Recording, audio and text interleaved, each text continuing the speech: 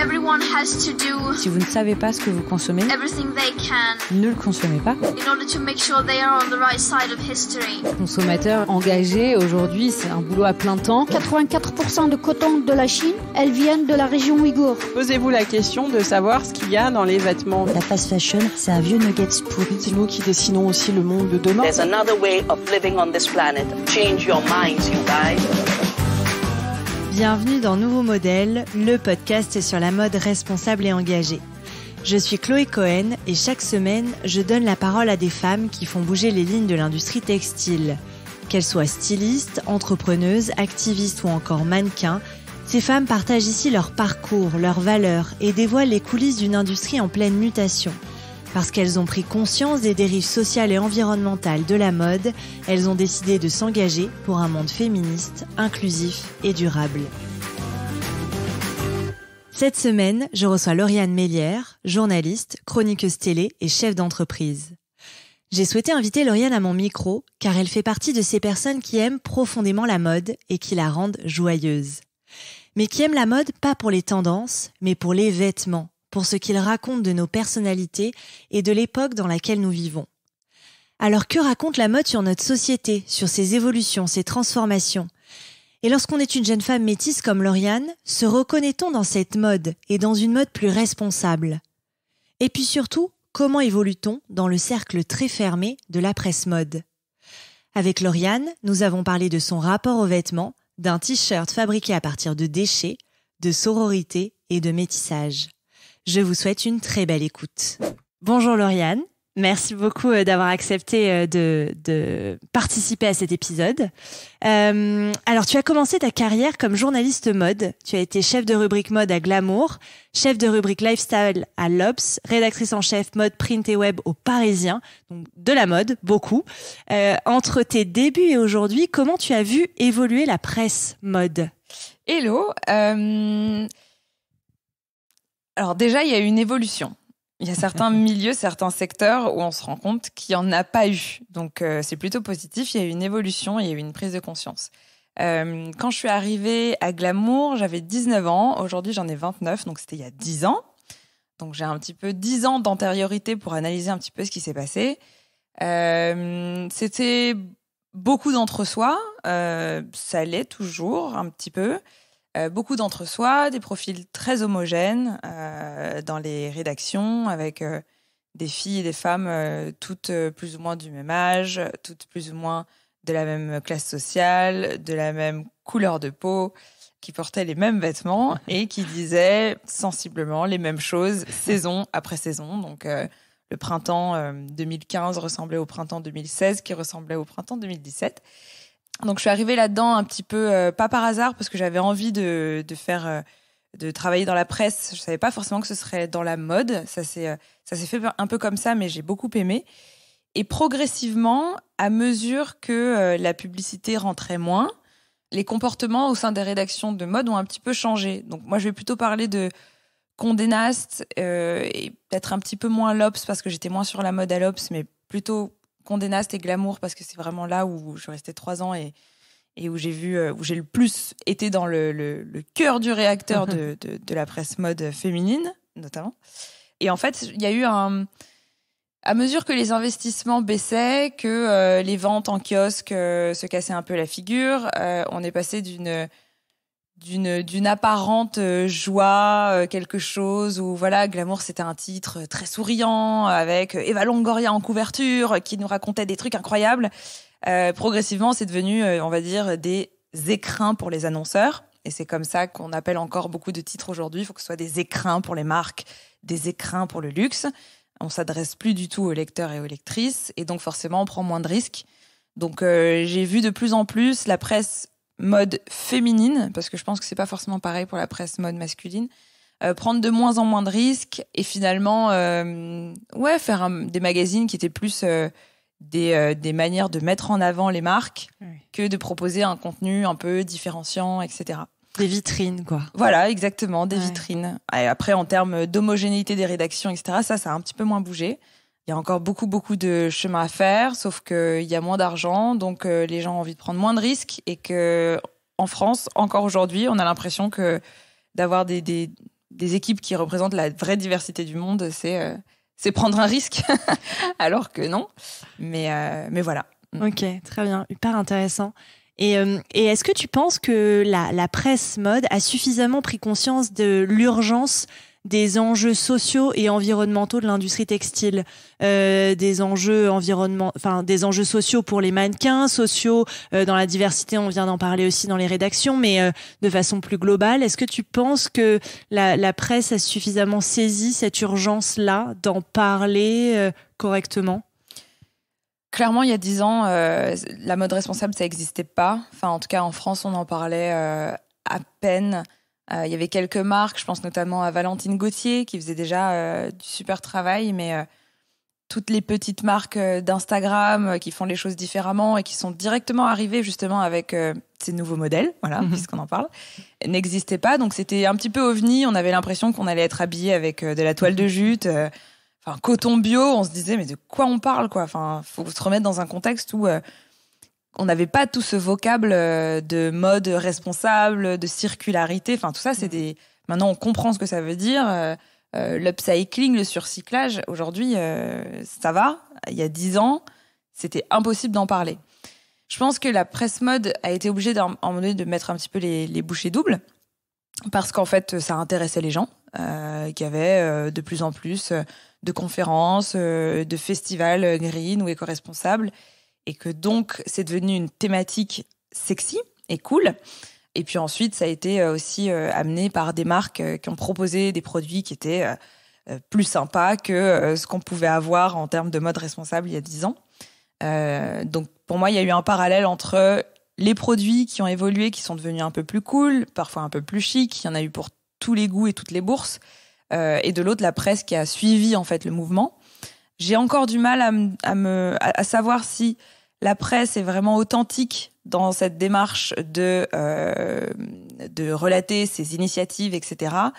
Quand on voit, encore une fois, qu'elle est majoritairement financée par des marques qui sont pas écologiques du tout et qui sont pas en passe de l'être non plus.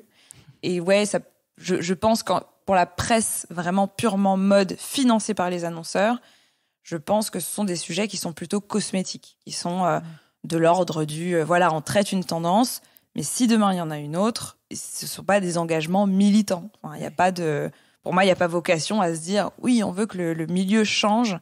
Ça, c'est pas du tout comme ça que je le ressens, sauf pour des publications peut-être plus récentes ou qui sont de toute façon engagées par ailleurs dans le féminisme et la juste représentation de la diversité, et pour elles, la mode responsable est devenue un engagement parmi les autres et une ligne de conduite au-delà d'être une ligne éditoriale.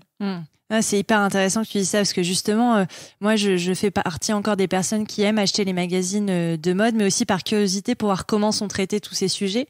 Et souvent, j'ai l'impression que c'est un peu une reprise de communiqué de presse de marque où on va mettre en avant des engagements, mais sans avoir cherché à aller creuser si c'était vrai.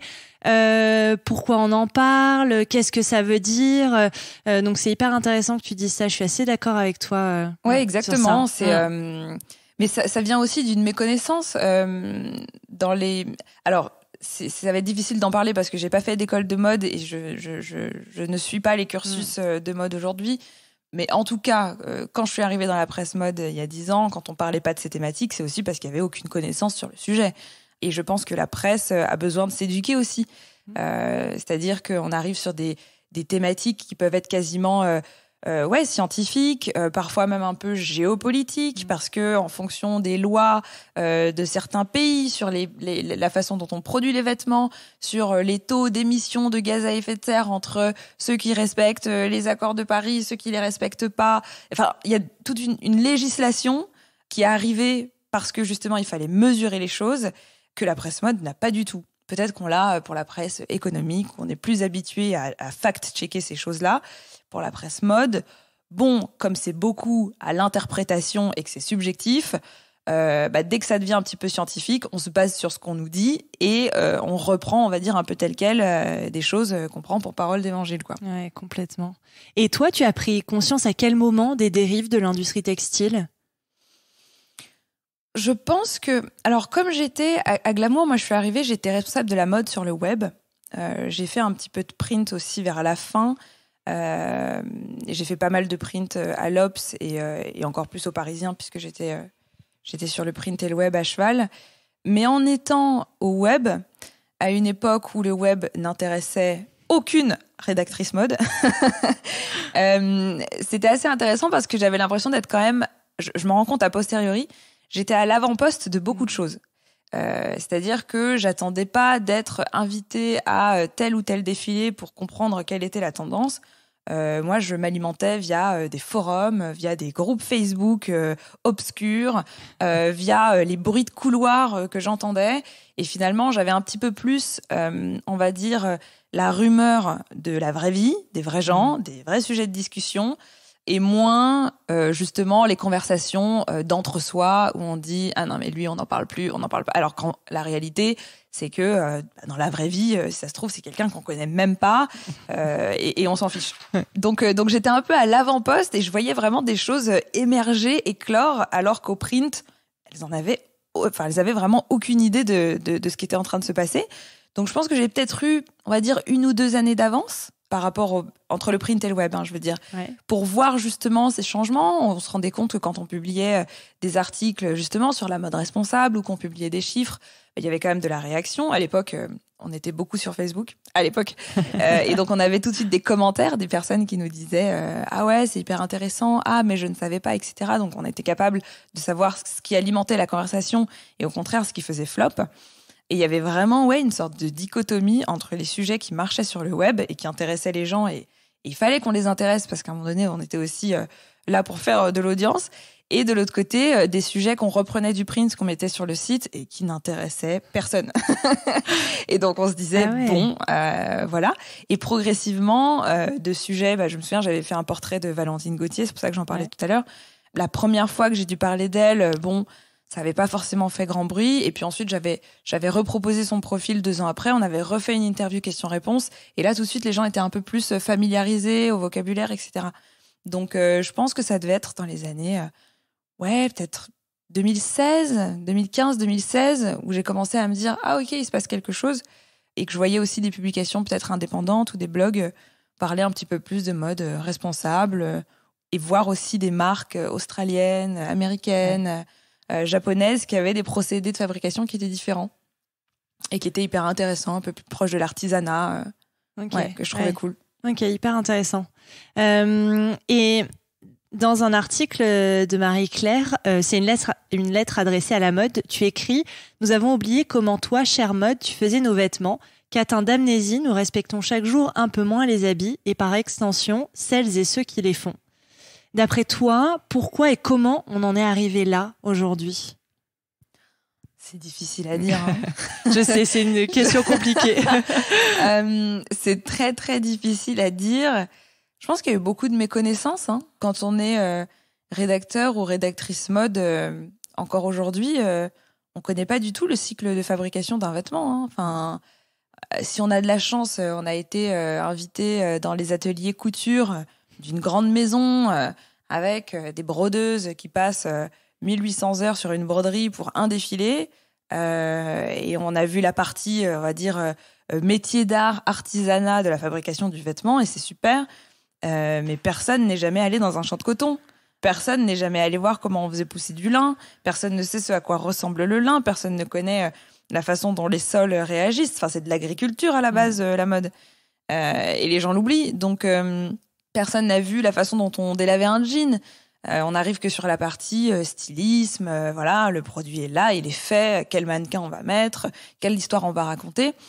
Je dis pas ça pour jeter la pierre, mais c'est juste que c'est vraiment en fait une industrie qui nécessite tellement de compétences, tellement d'acteurs, tellement d'interactions, tellement d'intermédiaires, que pour vraiment connaître les tenants et les aboutissants et savoir qu'en fait, le jean, si on le transporte en camion du Portugal à Paris, ça consomme plus de CO2 ça dégage plus de CO2 que si on fait pousser du lin en Lozère et qu'on l'achemine en train. Enfin, il faut s'intéresser à ce truc-là, et c'est pas sexy du tout. Et en général, quand on se dit je veux faire de la mode, on se dit pas qu'on va aller calculer le temps de transport du lin et voir combien de fois notre soutif a fait le tour de la Terre. Ça n'arrive pas en général. Donc non, je pense qu'il y avait juste une méconnaissance. les gens n'ont pas fait spécialement attention. Et puis, on arrivait aussi après une génération où la fast fashion n'existait pas. Donc, H&M est arrivé. Moi, j'ai le souvenir, je sais plus en quelle année c'était. Il faudrait que je le retrouve, mais j'étais encore au collège ou au lycée, peut-être collège. Je me souviens, le premier H&M a ouvert à Lyon. Et mais c'était incroyable. C'est-à-dire que je me souviens, on était allés là-bas avec ma mère, on voyait les prix des vêtements, on disait, mais qu'est-ce que c'est que ces prix, quoi? C'était incroyable. Et tout nous paraissait hyper beau. C'était des vêtements qui étaient neufs, c'était des vêtements qui étaient à la mode. À aucun moment, on s'était posé la question de se dire, comment se fait-il que ce t-shirt soit à 5,99 €? Tout simplement parce que, on n'avait jamais eu besoin de se poser la question. Peut-être que les vêtements avant étaient faits de manière moins trash. Peut-être que, on n'en savait rien. Donc non, je pense que progressivement, il a fallu un temps d'adaptation que et les populations, et la presse, et les acteurs de cette industrie se mettent un peu au diapason de en fait, qu'est-ce qu'on est en train de faire? Et pour créer cette jupe qui a fait 4 fois le tour du monde, ça a impacté qui, comment, etc. Je pense qu'il y a plein de marques qui se sont mis à produire des trucs où ils envoyaient un patronage à l'autre bout du monde, qu'ils allaient même pas visiter l'usine et que juste qu'on leur envoyait ensuite des camions remplis de jupes, toutes les mêmes, et ils se disaient mais c'est super, ça m'a coûté 3 fois moins cher. Donc c'est bien qu'on se réveille, mais comment on en est arrivé là? Un peu par ignorance pour beaucoup de personnes, et puis par calcul, mais pour moins de personnes. Ah non, c'est vrai. Enfin, je partage complètement cette analyse. En tout cas, je pense qu'il y a clairement eu, on sait plus comment on fait des vêtements, et donc c'est ça aussi qui a tout chamboulé, quoi. Complètement. Et il y a un autre aspect aussi que je voulais évoquer avec toi, parce que sur ton site, dans ta bio, tu vois, je vais fouiller pas mal pour préparer les interviews. Ouais. Tu écris: toujours à mi-chemin entre la mode et les questions de société, je décrypte les phénomènes contemporains pour comprendre ce qu'ils racontent de notre époque. Alors, qu'est-ce que la mode dit de notre époque? C'est tellement le reflet de la société qu'on est, parce que pour moi, et c'est pour ça que je trouve que la mode est un sujet passionnant, parce que ça raconte tout de nous. C'est-à-dire que qu'on la fasse ou qu'on la porte, c'est vraiment le reflet de notre personnalité, c'est la façon dont on se présente au monde. Entre nous et le monde, il y a qu'un vêtement, la plupart du temps. Il y en a qui font ce qu'ils veulent. Mais il y a qu'un vêtement, et évidemment qu'on le choisit, même quand on a l'impression qu'on s'en fiche, on le choisit. Donc on choisit de s'en fiche, donc de s'en foutre. Donc ça veut dire quelque chose. Je parlais d'H&M tout à l'heure, en disant qu'on trouvait ça dingue, mais qu'on se posait pas de questions et qu'on avait juste l'impression d'arriver dans le monde mais vraiment un monde de rêve où on pouvait bien s'habiller pour pas cher. Ensuite, il y a eu le côté inverse où on avait honte d'aller chez H&M. Ah ouais, mais ton truc, c'est du H&M, c'est de la mauvaise qualité, ça a été fait par on ne sait qui, on ne sait comment, à je ne sais quel prix à l'autre bout de la terre, et on le sait. Et maintenant, il y a l'effet inverse, on va chez H&M et puis il y a toute la zone conscious, le coton est bio, il y a des photos des personnes qui les ont fait tout sourire sur les vêtements. Enfin, c'est quand même un truc, on est devenu complètement dingo. Donc je pense que la mode d'aujourd'hui, elle représente exactement ça. C'est toujours cette envie de briller, toujours cette rapidité, cette vitesse, ce besoin d'être constamment à la page. Je trouve que au final, les tendances sont toujours aussi puissantes qu'à une époque. D'une saison à l'autre, moi je vois dans la rue, les personnes s'habillent pas spécialement pareil. Même si évidemment il y a des grands classiques, mais ça va être des petits détails. Un jour, il faut que le jean il soit effiloché en bas, et on va acheter un jean effiloché. Un jour, il faut que ce soit un truc boyfriend, mais taille haute. Et on va prendre un jean boyfriend taille haute. Et puis la saison d'après, il va redevenir slim. Et puis là, je crois que ça y est, les ballerines sont de retour. Donc en fait, on le disait à une époque, la mode, c'est un éternel recommencement parce que ça fait vendre. Si on avait besoin que d'un seul jean, il y a beaucoup de boîtes aujourd'hui, via leur modèle, qui feraient faillite. Mais oui, c'est juste le reflet de nos contradictions. C'est-à-dire qu'on veut consommer responsable, mais on veut pas y mettre trop d'argent. On veut briller en société, donc on achète un sac de luxe, mais à côté on dit qu'on n'a pas les moyens de payer un t-shirt à 80 €. Voilà, c'est tout. C'est bien résumé. Ouais, ça veut à peu près tout dire de nous. Et après je dis évidemment je généralise et que bien sûr on n'achète pas tous des sacs de luxe que ça, évidemment, et qu'on n'a pas tous les moyens d'acheter un sac de luxe ou des t-shirts à 80 €. Et ça je l'entends très bien.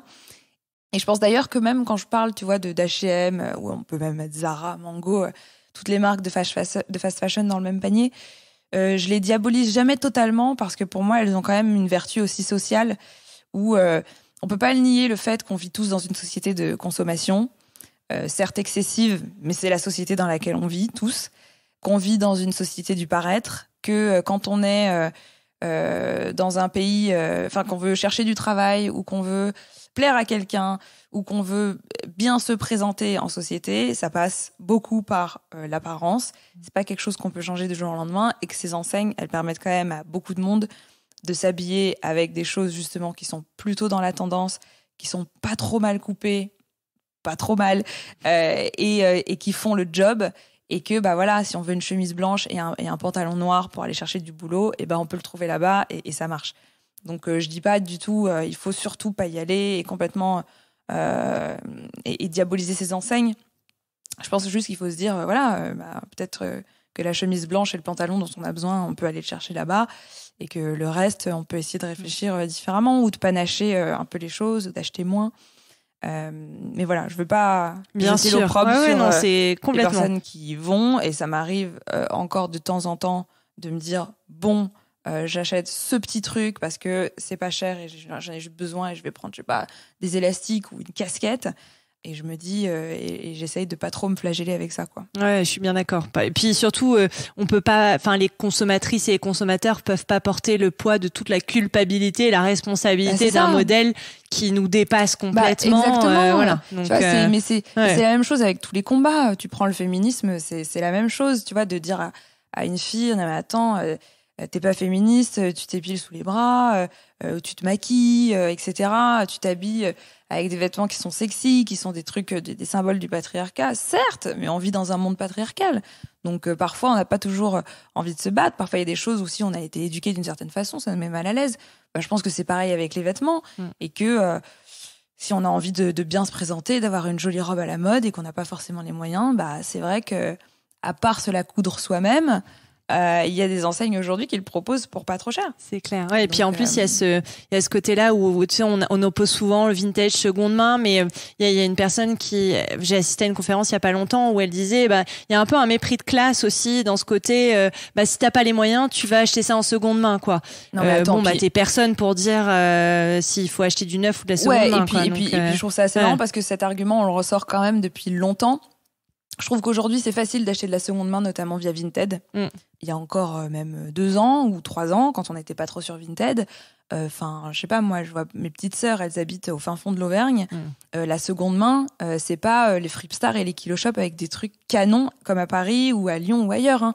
C'est le relais Emmaüs avec des trucs qui sont souvent tachés ou un peu abîmés et pas spécialement tendance. Et il faut vraiment fouiller pendant des heures et des heures et des heures pour enfin trouver un sweatshirt un peu cool. Donc on y va 1 fois, 2 fois. La 3e fois, on se rend compte que c'est toujours les mêmes fringues. Il y a aussi ce truc, c'est que l'accès à la seconde main qui va remplacer les trucs appétissants de la fast fashion, il y a plein de zones où ça n'existe pas. Hein. Donc, c'est clair. Mais ouais, je suis jamais, j'ai jamais envie de culpabiliser les comportements individuels, parce qu'en fait, on en est tous. Avant de se réveiller et de réaliser certaines choses, on avait tous nous aussi des comportements problématiques. Donc chacun a son rythme. Chacun a son rythme. C'est bien de proposer des solutions, en disant voilà, il y a telle et telle option. Mais le vrai problème, pour moi, c'est pas forcément les gens qui vont acheter chez Zara, c'est le système en fait. Le système, il est fait pour nous donner envie d'aller chez Zara. Donc c'est le serpent qui se mord la queue. C'est exactement ça, complètement. Et pour rebondir aussi et pour faire le lien encore une fois avec la presse mode, est-ce que tu penses que la presse mode lit suffisamment les questions de société au sujet mode justement? Parce que j'ai l'impression que parfois la presse française est un peu déconnectée et les sujets mode sont toujours des sujets un peu à part et pas du tout des sujets politiques, économiques, sociétaux. Ce qu'on voit plus dans la presse anglophone, je trouve. Et d'ailleurs, tu l'as dit dans une interview, tu as dit la mode est un sujet de société comme les autres, on vient de le dire là. Mais j'ai l'impression que parfois il y a un peu cette différence, quoi. Ouais, en France, on est quand même... on aime bien mettre tout le monde dans des cases et tout, de manière générale. Hein, l'être humain aime bien mettre ranger les choses dans des boîtes et que ça dépasse pas trop. En France, il y a peut-être aussi une vision du journalisme qui est plus étriquée que dans les pays anglo-saxons où voilà, il y a le journaliste économique, il y a le journaliste qui va parler de... j'en du lifestyle, il y a celui qui va parler de ci, de ça, puis il y a l'autre qui va parler de la mode, et en général, c'est des femmes, et c'est souvent une rubrique qui est un petit peu... c'est comme la rubrique météo, quoi. C'est bien qu'elle soit là, mais on s'en fiche, en fait. Enfin, pas pour les lecteurs, mais dans une rédaction, c'est... Voilà. Ouais. On va parler de chiffon. C'est ça. On va parler de chiffon, Ouais. alors qu'on parle quand même d'une industrie qui rapporte des milliards d'euros et de dollars par an, et qui, au-delà d'en rapporter, fait vivre des milliers, des millions de gens. Puis tout le monde s'habille. Voilà, et tout le monde s'habille. Ouais. Donc ça concerne absolument tout le monde. Mais je pense que c'est aussi tout simplement parce que y a un mépris des questions, des sujets qu'on estime être féminins. Les pays anglo-saxons ont moins ces a priori, je pense, sur les sujets. Ils ont aussi une manière d'écrire leurs articles qui sont beaucoup plus embarqués. On va rentrer dans les sujets à travers les portraits de quelqu'un qui vont raconter des choses, etc. En France, voilà, la mode parle de la mode, la beauté parle de la beauté. Et on a assez rarement traité la mode d'un point de vue, justement, économique. Enfin, voilà, on va parler des groupes LVMH et tout, mais ça devient carrément décorrélé du vêtement, c'est juste des actions, quoi. Exactement. Mais c'est en train de bouger, tu vois, avec des journalistes comme, tu vois, Mélodie Thomas, Marie Claire, Alice Pfeiffer, qui décortiquent justement tout ça d'un point de vue genre, société, sexualité, diversité, et qui expliquent justement, et c'est aussi ma ligne, qui explique qu'à travers la mode, en fait, on peut raconter plein de choses. On n'est pas du tout obligé de dire la semaine prochaine, on va porter du rouge. Parce que forcément, ce serait peut-être un peu vain, même si ça peut être intéressant de savoir que là, ça va être le rouge ou le bleu. Mais on y vient progressivement. Je pense que les médias web ont peut-être aussi plus ouvert la porte à des traitements différents. Je vois notamment Brut qui, de temps en temps, adresse certaines initiatives, qui va rentrer dans les ateliers de telle ou telle marque, etc. Je trouve ça pas mal. Via des talks aussi ou des conférences où, pour le coup, on va beaucoup plus creuser la question avec des intervenants et des intervenantes souvent de qualité qui vont pouvoir exposer un petit peu leur science. Chose qu'on a moins eu besoin de faire, j'ai l'impression, en presse print, même si c'est en train de changer. Pour la simple et bonne raison que ça marchait sans, en fait. C'est peut-être pas aussi ce que les personnes venaient chercher, mais peut-être qu'elles venaient pas le chercher parce qu'on leur proposait pas. Donc ouais. En France, c'est en train de changer, mais les anglo-saxons sont quand même un peu plus en avance. Ouais. Un peu plus en avance. Mais on va rattraper, c'est ça, on va rattraper le retard. Ouais. On a rapidement parlé de mode responsable, on a utilisé ce terme de mode éco-responsable, et je me demandais, toi, quel regard tu portais sur cette mode-là qui se qualifie de responsable aujourd'hui. Comment tu l'analyses, parce que c'est vrai qu'on a envie de dire, il est partout aujourd'hui le mot responsable, donc quel regard toi tu portes sur ça? Déjà, il faudrait définir qu'est-ce que c'est une marque éco-responsable. Est-ce que c'est celle qui le dit? Est-ce que c'est celle qui l'est vraiment? Dans ce cas, comment est-ce qu'on définit celles qui le sont et celles qui le sont pas? C'est quoi les critères? Je pense qu'ils peuvent être différents pour chacun. Vaste question. Moi, je suis je suis agréablement surprise par toutes les marques qui émergent et qui prennent le pari de faire les choses différemment. J'ai même encore plus d'admiration pour celles qui étaient vraiment à la traîne et qui changent complètement leurs objectifs, qui mettent de côté la croissance, qui se disent bon vas-y, là on reprend tout de zéro, on va revoir la prod, etc.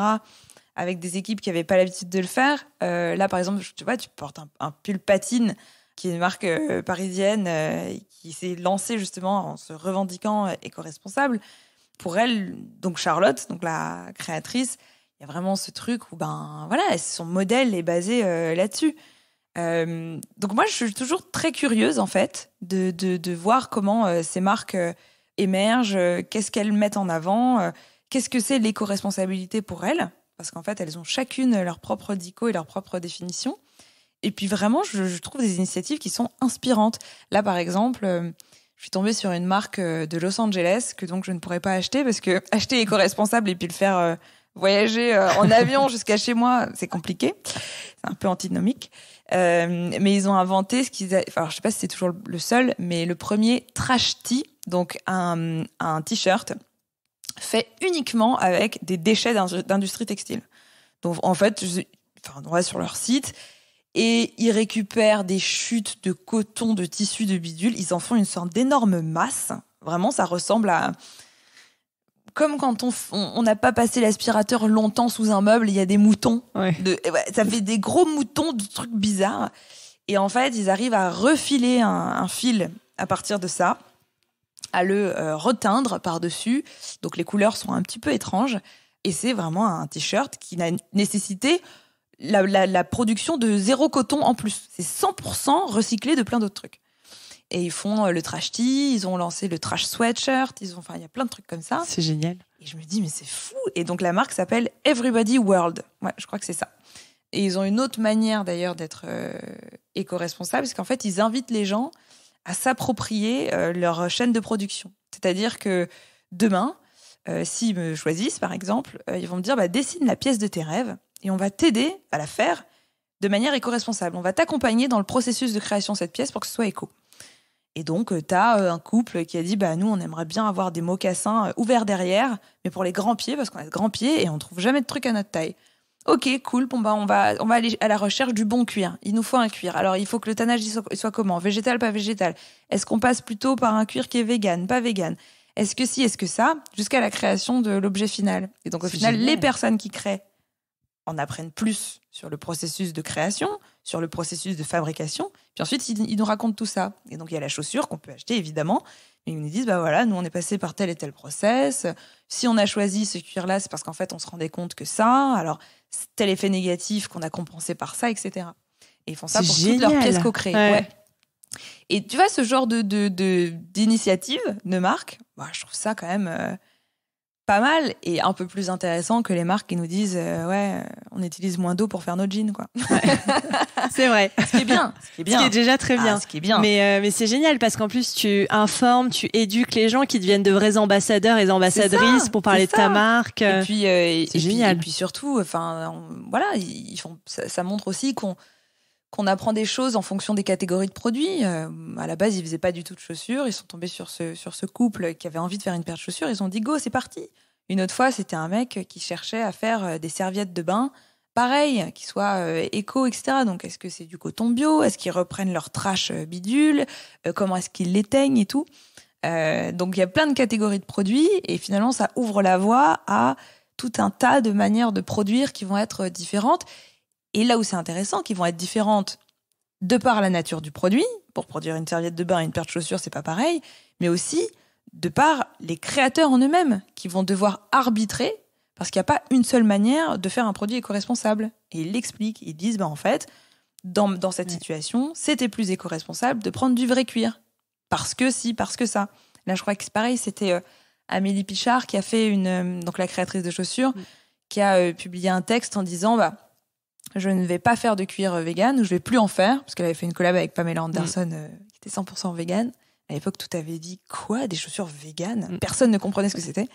C'est vrai. Et elle a dit, en fait, je fais le choix du cuir parce que ça pollue moins, en tout cas dans son process à elle, ça pollue moins de passer par des bons producteurs de cuir qui tannent correctement, avec des vaches françaises, patati patata, plutôt que de prendre du plastique qui est plus difficilement sourcé, etc., qui est issu d'une industrie fossile, etc. Donc elle l'explique.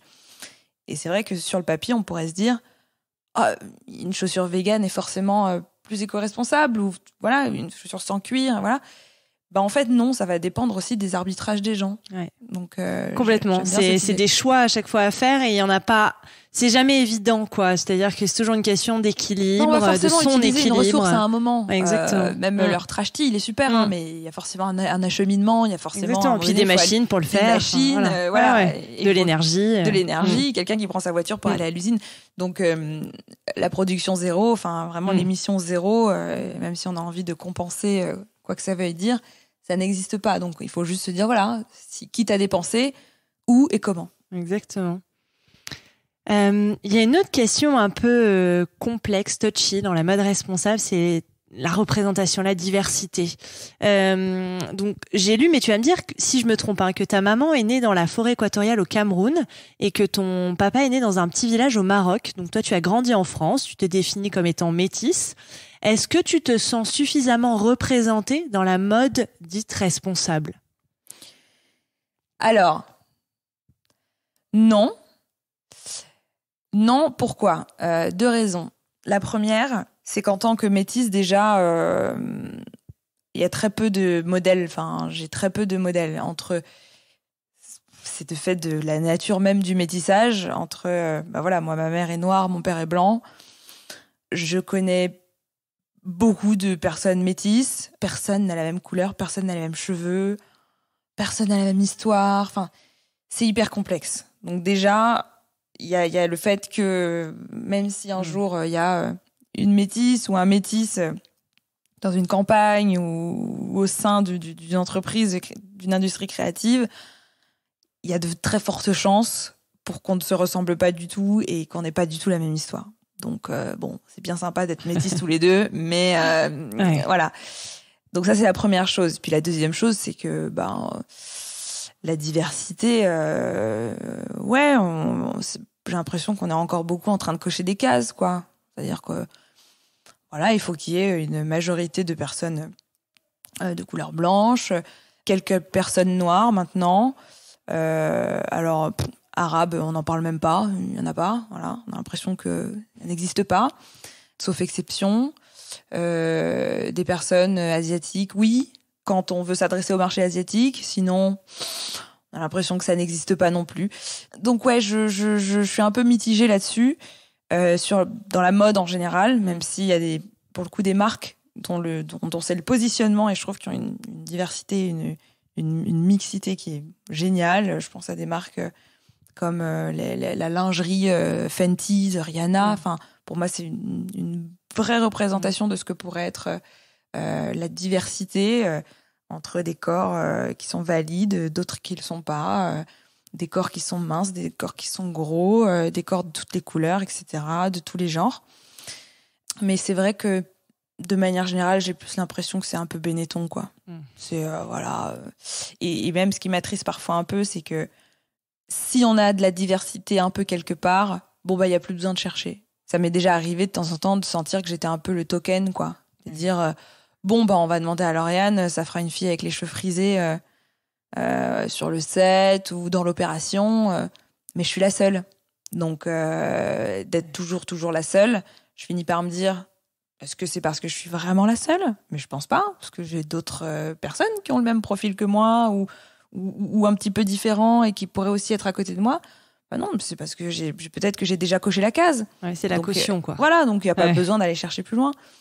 Et c'est une réflexion qu'on s'était faite avec notamment l'un de mes amis, qui est journaliste de mode, créateur de contenu, qui est un garçon, qui est noir. Et on s'est rencontrés lors d'une conférence où j'avais été invitée pour parler. C'était pour parler justement de mode responsable et du futur de la mode. Et donc il était dans le public, donc on avait sympathisé à la fin. Et on s'était rendu compte qu'on avait les mêmes contacts, les mêmes connaissances, qu'on allait aux mêmes présentations presse, mais qu'en fait, on s'était jamais croisés. Parce que souvent, si moi j'étais invitée, peut-être que lui, il l'était pas. Donc, j'ai le sentiment que la mode responsable, là-dessus, a les mêmes lacunes que la mode de manière générale. Et je vais peut-être même être un peu plus dure. J'ai l'impression que même parfois, elle est un peu en retard. Et que en France... parce que la mode responsable ressemble un petit peu au milieu militant écologiste, le militant écologiste aujourd'hui, c'est un mec ou une fille de 30 ans blanc, quoi. Blanc et blanche. Donc je veux pas faire de généralité, parce qu'il y a des marques qui font, je trouve, super bien le taf. Mais je pense que là-dessus, on a encore un peu de boulot. D'autant plus quand on sait que les premières victimes du réchauffement climatique, techniquement, ça va pas être les Normands. Donc ouais, j'attends des marques qu'elles se mettent au diapason et que voilà, que ce soit et dans leurs équipes, et dans leurs éditoriaux, et dans leur shooting, et dans leur, leur table ronde, qu'elles fassent parfois le boulot à notre place, de dire tiens, c'est bizarre, là on va parler de mode éco-responsable et du futur de la mode. Je refuse de participer à ce plateau s'il est pas divers, quoi, s'il n'est pas représentatif de toutes les énergies de cette industrie. Ça m'arrive de le faire maintenant. mais aussi parce que j'ai le pouvoir de le faire et que je suis pas un talk près ou un truc près. Mais quand on est plus petit, on peut être tenté de se dire bon bah c'est pas grave, j'y vais. Mais c'est vrai que ce serait cool que toutes les marques se disent bon, on va faire un petit peu le boulot quoi, de la diversité là-dessus. Ouais. Ouais, je suis d'accord avec toi. Moi, j'ai réalisé ça il y a pas forcément longtemps. On a des œillères, c'est Lorraine Bastide qui le dit très bien et je le répète très souvent pendant mes épisodes, que parfois, parce que quand on n'est pas concerné ou quoi, on se met des œillères, on fait pas attention, on fait pas l'effort de regarder. Et c'est vrai que moi, j'en ai pris conscience il y a quelques mois maintenant, de me dire que la mode responsable a des grosses lacunes sur ce sujet-là, quoi. Et que c'est dommage parce qu'on parle d'éthique, on parle de responsabilité et que ça en fait clairement partie. Donc j'espère qu'on va y venir. Ouais, j'espère aussi. Ouais. Mais c'est vraiment un truc de hier et puis peut-être aussi que de militer pour une cause. Pas on en devient insensible, mais il faut choisir ses combats. J'ai une de mes meilleures amies, Marion, qui est végétarienne, qui est féministe. Souvent elle me dit c'est compliqué pour moi de rajouter des combats en fait. C'est-à-dire que c'est déjà une telle lutte du quotidien d'essayer de faire changer les choses sur les sujets qu'on maîtrise, que sur les sujets qu'on maîtrise moins, on se dit vas-y, je le fais pas tout de suite ou voilà. Alors qu'en réalité le sujet de la représentation c'est aussi important et il y a plein de gens en fait qui n'ont pas le choix de se dire quel est le combat que je vais choisir aujourd'hui. Il y a des gens, ils se réveillent le matin, ils sont femmes, ils sont noirs et ils peuvent pas se dire aujourd'hui je pense que je vais juste me focus sur les animaux là parce que j'ai un peu la flemme, tu vois, le racisme. Donc c'est juste un truc d'inclure en fait, et de se dire au pire si on n'est pas les meilleurs pour parler de cette cause, de faire appel à des personnes qui maîtrisent ces sujets et les laisser faire, quoi. Et là, encore une fois aussi, la presse a un énorme rôle à jouer d'aller faire l'effort de donner la parole à des gens qui ne se ressemblent pas en permanence, quoi. Alors déjà, et puis ensuite aussi de recruter des profils qui sortent de l'ordinaire. Et quand je parle de diversité, je parle pas que de couleur de peau, hein, je parle aussi de diversité sociale, avec des gens qui viennent pas tous de Paris, qui n'ont pas tous fait la même école. Enfin, c'est aussi via on va dire des parcours différents dans les rédactions qu'on arrivera à avoir des sensibilités et des traitements différents, des informations, des choses qui se passent. Si on n'a que des personnes qui ont eu le même parcours, qui ont grandi à peu près aux mêmes endroits et qui ont fait quasiment tous le même lycée, on risque d'avoir une information et un traitement de l'information qui est quand même très homogène. Donc ce serait bien d'avoir un peu plus d'aspérité et des angles différents, mais pour ça, il faut aussi recruter des personnes qui sont différentes et partir du principe que c'est pas prendre un risque, c'est en tant que journaliste aussi, quand on est dans une rédaction et qu'on a le pouvoir de recruter des gens, c'est qu'on a le devoir d'être les plus représentatifs possibles et que cette diversité en rédaction, c'est une richesse qui va faire en sorte que les magazines ne coulent pas. Parce que moi, je suis persuadée que si la presse féminine aujourd'hui est en péril, c'est aussi parce que pendant très longtemps, elle s'est juste regardée le nombril, quoi. Et que ça parlait à pas grand monde. Et que maintenant qu'on a Instagram ou des blogs indépendants, etc., qui traitent de thématiques hyper poussées, beaucoup plus ouvertes, plus diverses, on se rend compte qu'en fait, on lisait les commentaires et les avis de nanas de 35 ans et qui habitent dans le 6e depuis qu'elles sont nées. Et que c'est sympa de l'avoir de temps en temps, mais que ce serait bien de changer des fois aussi. C'est clair. J'aimerais bien te poser aussi une question sur ton agence de conception et d'action, Plume, que tu as créée il y a combien de temps? 3 ans et demi. Ah, ok, très 2018. Bien. 2018. Il me semble que tu travailles avec des marques de mode. J'ai cru voir dans plusieurs articles. Et je me demandais comment tu choisissais les projets avec lesquels tu travailles. Est-ce qu'il y a une partie où tu fais attention aux engagements, aux valeurs? Est-ce que quand on est une jeune agence aussi, c'est pas forcément évident de faire du tri dès le départ comme ça, mais je me posais la question sur ton positionnement. Je fais pas forcément de tri par rapport aux valeurs. Enfin, en tout cas, ça m'est jamais arrivé parce que je suis jamais encore tombée aussi sur une marque ou un profil de marque qui m'aurait semblé problématique. Si demain ça arrivait, peut-être que je me poserais un petit peu la question. Après, nous, le but, c'est vraiment d'accompagner les marques dans leur prise de parole. Alors, justement, pas n'importe comment. Récemment, par exemple, on a fait un travail sur la démarche RSE d'une grande marque d'habillement parisienne. Et donc, on a accompagné pour écrire la page Internet justement de ces engagements. On avait un brief qui était très clair, très précis, sauf que nous, on est arrivé en disant, en fait, nous, on est des journalistes, on va challenger tout ça, on va aller vérifier, ok, d'accord, comment ça marche, les audits, etc., pour leur proposer quelque chose qui soit, certes, qui les serve eux, parce qu'ils ont des vrais engagements et qui font vraiment changer les choses et que ça leur prend un temps fou et que de bouger les lignes à leur niveau, on se rend compte que c'est compliqué, mais aussi pour ne pas dire n'importe quoi et pour pas faire une sorte de communiqué de presse amélioré en disant voilà, c'est super, c'est génial, et cacher la misère. Donc c'est vrai que c'est une approche qui peut être parfois un peu antinomique du travail d'agence, où on se dit voilà, on va déléguer un truc et puis ils vont faire exactement comme ils nous disent. Nous, on est là pour certes répondre à un brief, mais protéger aussi les marques d'elles-mêmes. Parce qu'en fait, si on écrit quelque chose, si une marque prend la parole sur quelque chose et qu'en fait c'est trop enjolivé, ou que c'est vraiment juste de la poudre aux yeux pour derrière faire n'importe quoi, en fait, on va très vite s'en rendre compte et ça servira à rien. Donc, on est aussi là pour leur dire, peut-être que ça sert à rien de le dire maintenant, parce que clairement, soit tout le monde le fait, soit ça n'a aucune valeur, parce que ça représente une quantité infime de votre production. Et leur dire, par contre, ce truc-là, c'est bien, vous pouvez le mettre en avant, plutôt comme ci, plutôt comme ça. Les aider, en fait, à avancer. Leur expliquer... éviter le greenwashing, quoi. Le greenwashing, et puis... de manière générale, le woke-washing. Le greenwashing, mais le woke-washing, le féminisme-washing, il y a certaines choses où, on peut pas le dire. On peut pas le dire, ou on peut pas encore le dire si on estime que c'est pas vraiment vrai. Donc, on leur explique que ça sert à rien de communiquer là-dessus si c'est pas encore vraiment vrai, que c'est pas grave. Il vaut mieux attendre, voilà, et être plutôt dans l'honnêteté et la transparence sur les process.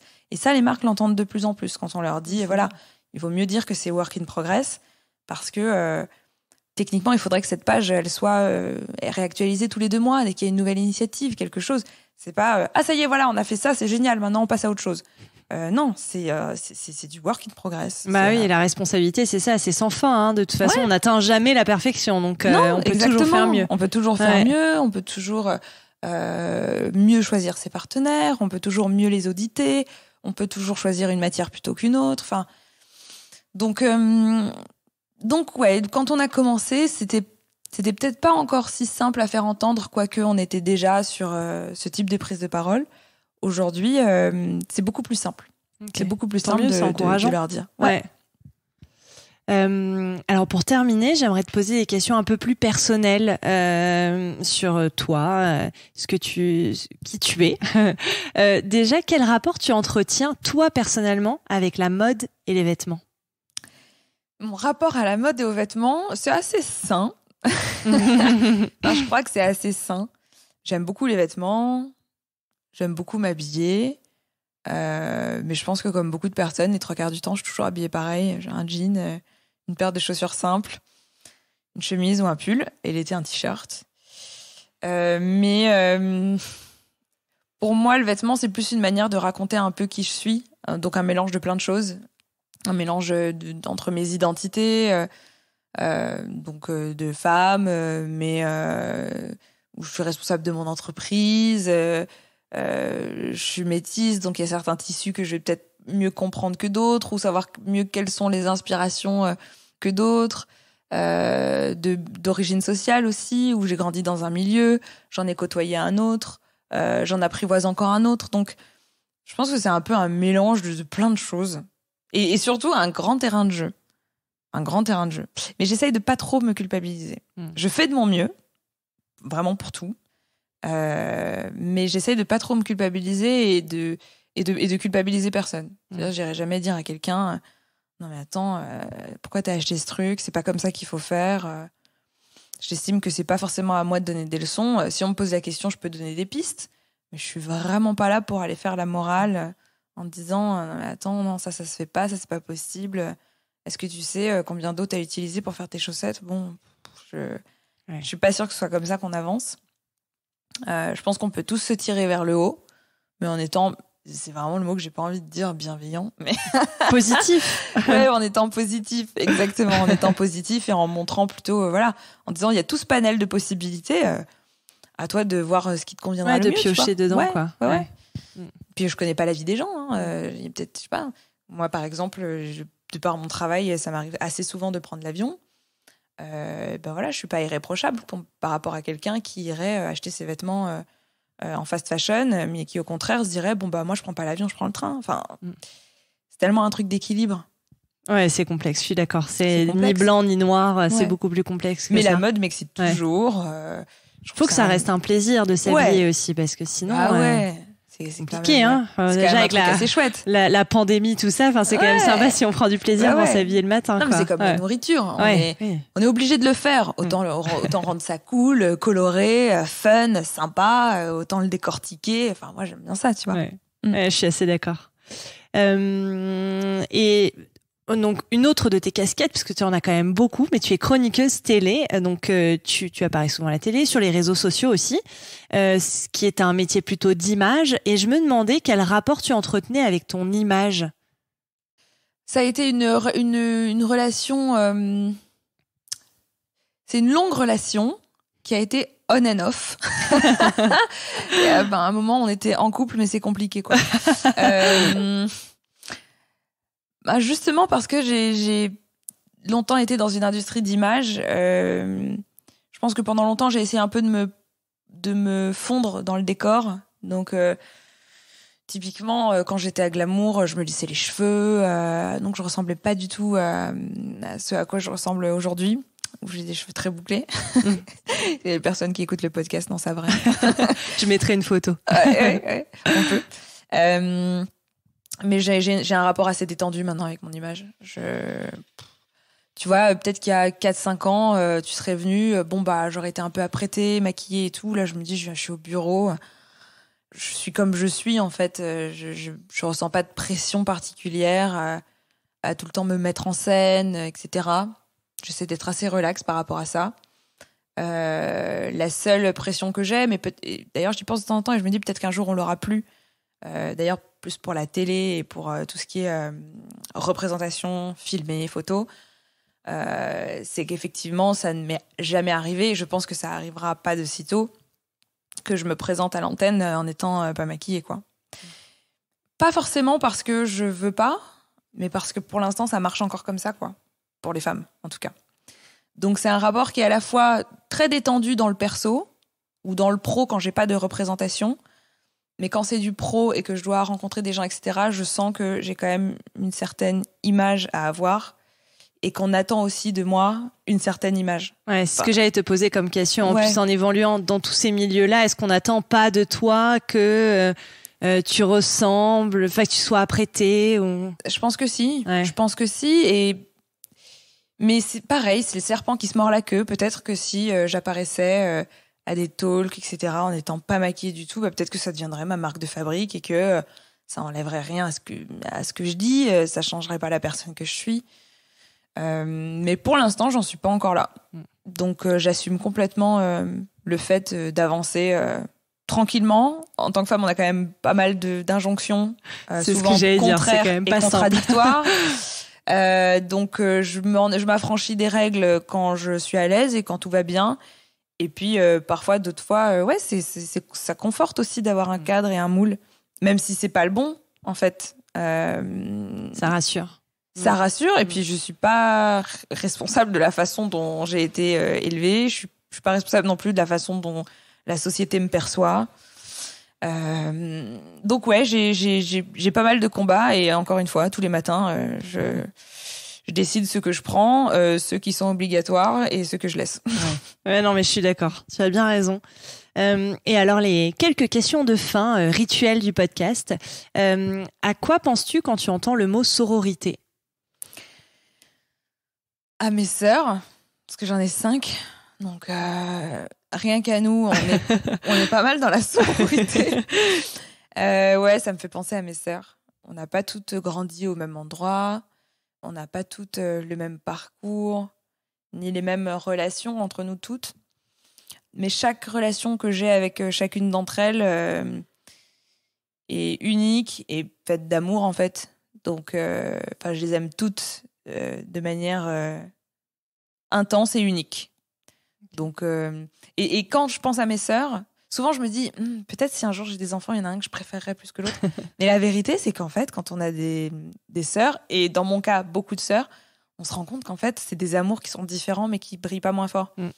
Donc ouais, moi, quand je pense à la sororité, je pense surtout à mes sœurs. Ouais, je comprends. Et quand tu entends le mot écoféminisme? Je pense à Sandrine Rousseau, cet affreux traitement médiatique. Ouais. Bah ouais. J'aurais peut-être pas répondu ça il y a 2 mois, hein, mais bah ouais, Sandrine, quoi. Sandrine, d'ailleurs, qui est aussi le prénom de ma grande sœur. Donc tout ça est lié. La boucle est bouclée. La boucle est bouclée. Mais ouais, je pense à Sandrine Rousseau, je pense au traitement médiatique qui est souvent réservé aux femmes qu'on estime militantes. D'ailleurs, c'est assez drôle parce qu'on parle très très facilement de militantisme quand c'est des femmes, et quand c'est des hommes, on parle rarement de militants. Ouais. Juste de programmes politiques. Ouais, de programmes, voilà. Ouais, je suis d'accord. Je suis pas du tout sûre que Yannick Jadot ait eu l'appellation militant, autant qu'on ait pu en qualifier Sandrine Rousseau. Donc ouais, je pense à elle et à la disparité qu'on a encore dans le traitement médiatique des femmes par rapport aux hommes, et notamment dans tout ce qui a trait au pouvoir. Ouais, c'est intéressant. Et alors, la dernière question, est-ce que tu as des modèles dans la vie? Oui, j'ai préparé ma réponse. La fameuse question qui pose toujours problème parfois. Alors, j'ai mis ma mère, parce que femme extrêmement forte dans son histoire, qui a un parcours migratoire incroyable, qui nous a inculqué des valeurs d'indépendance, de confiance en nous, qui pour moi sont vraiment fondatrices et inébranlables. Et puis après, les femmes qui m'entourent de façon générale, qui sont toutes fortes, résilientes, chacune à leur manière. Je pense à Manon, à Marion, enfin voilà, il y a vraiment des femmes autour de moi qui sont rayonnantes malgré des épreuves qui n'ont pas été faciles. Et ce que je trouve parfois d'encore plus beau chez elles, c'est que moi, je vois toute leur force dans leur intégralité, et qu'elles la découvrent petit à petit. Je sens qu'elles en prennent possession petit à petit. Donc ouais, c'est dur parce que ça n'illustre rien pour les personnes qui nous écoutent. C'est que des personnes qui connaissent pas. C'est pas grave. Mais ouais, je suis inspirée et admirative et bluffée au quotidien par les femmes qui sont autour de moi. Et certains hommes aussi. Mais beaucoup de femmes. Okay. Très bien. Bah écoute, non, mais ce sont de beaux modèles.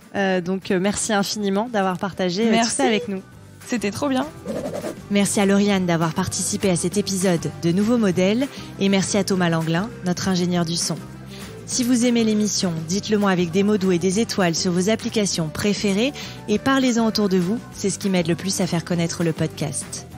Pour ne louper aucun épisode, rejoignez-nous sur Facebook, Twitter et Instagram @nouveaumodèle.podcast. Je vous dis à très bientôt pour rencontrer un nouveau modèle.